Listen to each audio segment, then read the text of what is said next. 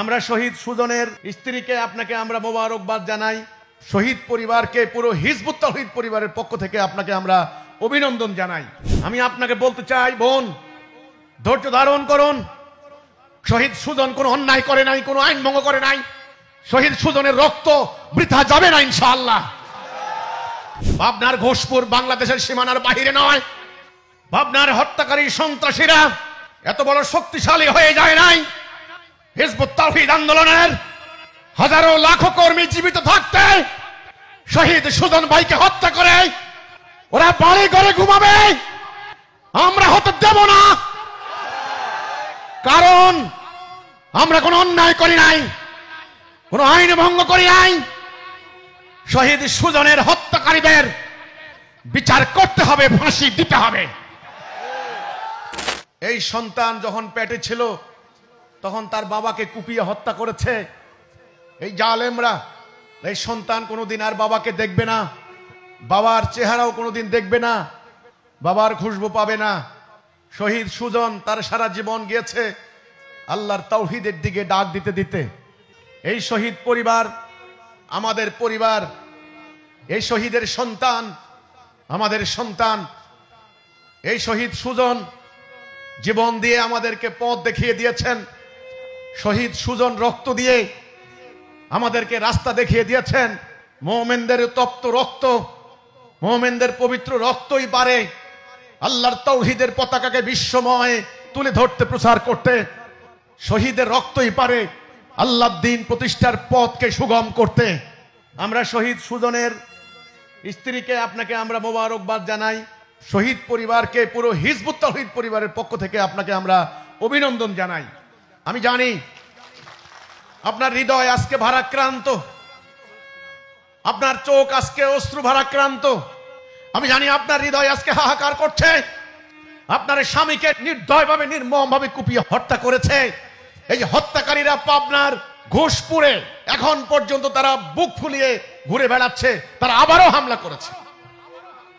আমি আপনাকে বলতে চাই, বোন, ধৈর্য ধারণ করুন। শহীদ সুজন কোনো অন্যায় করে নাই, কোনো আইন ভঙ্গ করে নাই। শহীদ সুজনের রক্ত বৃথা যাবে না ইনশাআল্লাহ।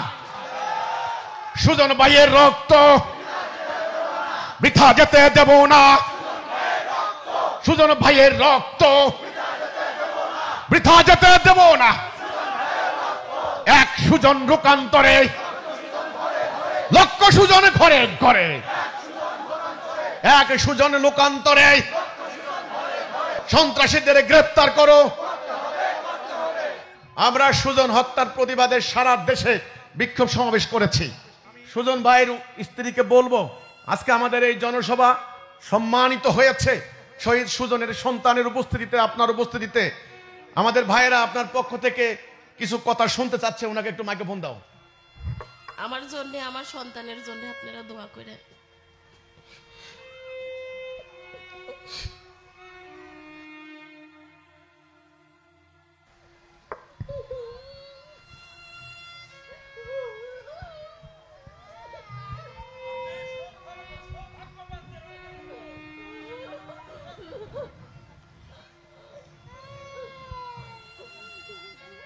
আমরা জানি শহীদ পরিবারের এই আর্তনাদ, শহীদ পরিবারের এই কান্নার আওয়াজ আল্লাহর আরশ স্পর্শ করবে।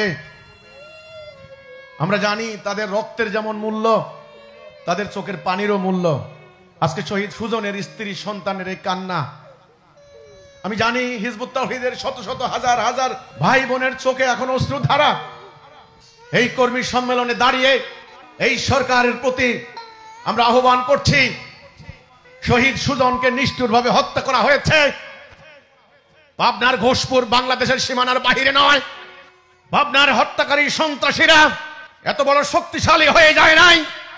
হিজবুত তাওহীদ আন্দোলনের হাজারো লাখো কর্মী জীবিত থাকতে শহীদ সুজন ভাইকে হত্যা করে ওরা বাড়ি ঘরে ঘুমাবে, আমরা হতে দেব না।